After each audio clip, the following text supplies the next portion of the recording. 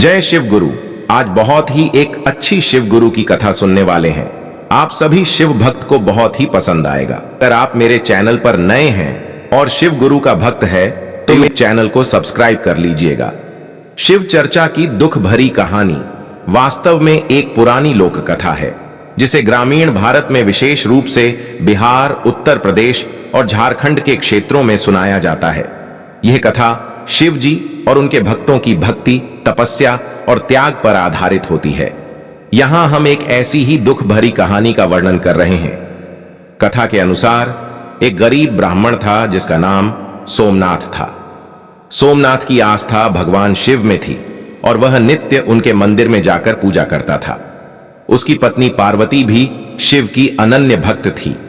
वे दोनों एक कठिन और तपस्वी जीवन जी रहे थे क्योंकि उनका कोई संतान नहीं था और आर्थिक स्थिति भी बहुत खराब थी।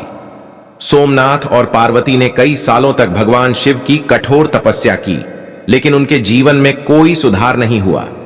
एक दिन निराश होकर सोमनाथ ने भगवान शिव से प्रश्न किया, हे प्रभु, मैंने और मेरी पत्नी ने आपकी आराधना में कोई कमी नहीं की, फिर भी हमारा जीवन इतनी कठिनाइयों से भरा हुआ क्यों है?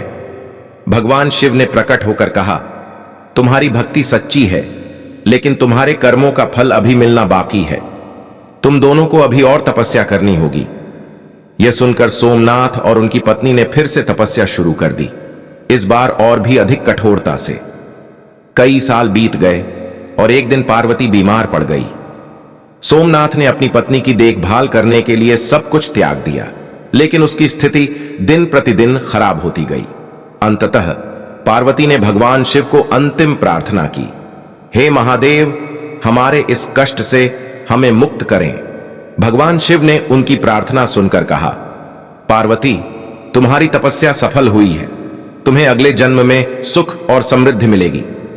पार्वती ने सोमनाथ से विदाई ली और भगवान शिव के चरणों में लीन हो गई। सोमनाथ ने भी अपनी पत्नी की मृत्यु के बाद शिव की आराधना जारी रखी और अंततः शिवलोक को प्राप्त किया।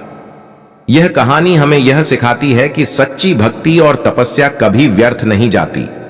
भगवान शिव अपने भक्तों की सच्ची आराधना का फल अवश्य देते हैं, चाहे वह वर्तमान जीवन में मिले या अगले जन्म में।